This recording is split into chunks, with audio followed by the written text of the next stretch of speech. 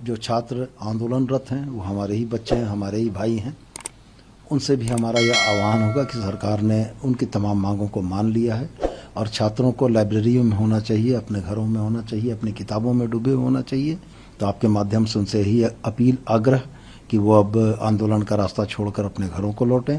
और मैं ये स्पष्ट मानता हूं कि हेमंत सोरेन जी के संवेदनशील नेतृत्व में छात्रों की तमाम मांगों पर गंभीरता से विचार करते हुए सम्यक कार्रवाई का जो आश्वासन दिया गया था वो आज पूरा हुआ।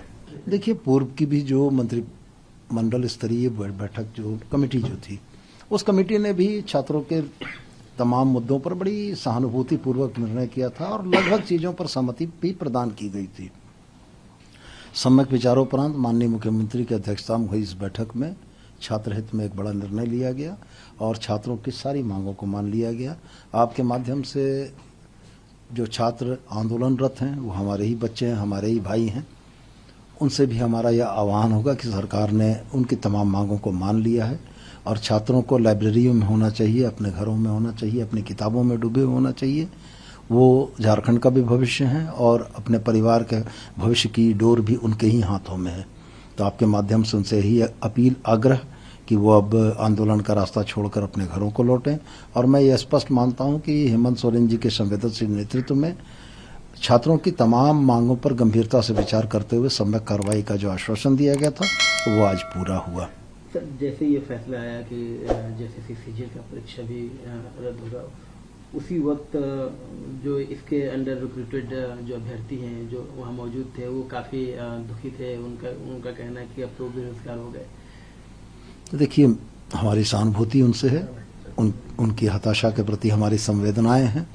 लेकिन सवाल यह है कि ऑनरेबल सुप्रीम कोर्ट का एक दिशा निर्देश था कि यदि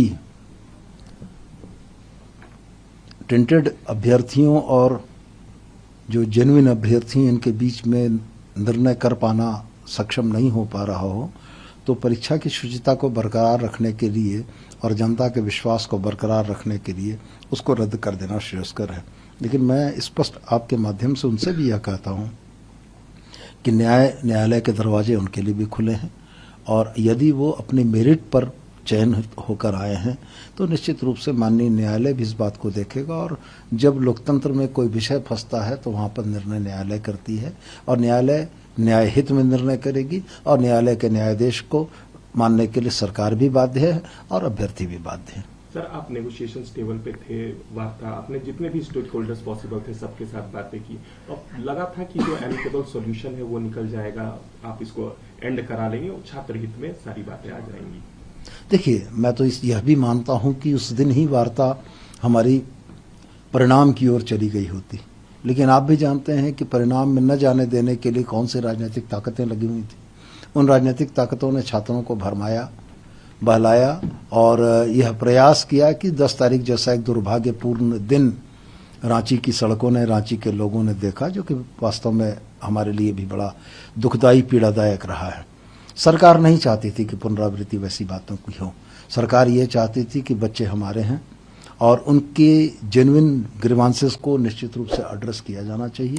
और सरकार यह भी चाहती थी कि जंतर मंतर की सरकार और रांची की सरकार का अंतर भी स्पष्ट परिलक्षित हो, जो माननीय मुख्यमंत्री हेमंत सोरेन ने कर दिया कि छात्रों की मांगों को माना भी गया और आज छात्र जश्न भी मना रहे हैं और हेमंत सोरेन जिंदाबाद के नारे भी लगा रहे हैं। सर, इसका नेशनल इम्प्लीकेशंस होगा। अब ये मॉडल है, आपको लगता है जो अन्य राज्य सरकारों को भी फॉलो करना चाहिए? झारखंड ने शायद वो नजीर रख दी है सबके सामने। इसी पे थोड़ा सा ऐड ऑन करने के लिए, जो आप लोगों ने पहले एक कानून बनाया था, विधानसभा से पास किया था, उसकी काफी क्रिटिसाइज किया था बीजेपी के लोगों ने उसको। 2023 में परीक्षा नियंत्रण विधेयक हम लोग लेकर आए थे। उस समय यही बाबूलाल जी उसका विरोध कर रहे थे। उसमें इस तरीके के मालफंक्शन पर बड़ा कठोर निर्णय करने की संभावनाएं थी। वो एग्जिस्ट करता है कानून और आप यकीन जानिए कि इस बार भी उस कानून के भी समुचित इस्तेमाल की बात होगी। और रह गया सवाल, सरकारों को जनता के समक्ष झुकने में कभी भी अपमान नहीं महसूस करना चाहिए, क्योंकि लोकतंत्र में जनता ही जनार्दन है और जनार्दन के समक्ष झुकना कहीं से अनुचित नहीं है। तो मैं यह स्पष्ट मानता हूं कि देश भर में एक नज़ीर तो जरूर इस बात की जाएगी कि एक संवेदनशील प्रशासन किस तरीके से निर्णय करके अपने नागरिकों को, अपने छात्रों को, उसके हितों को संरक्षित करता है।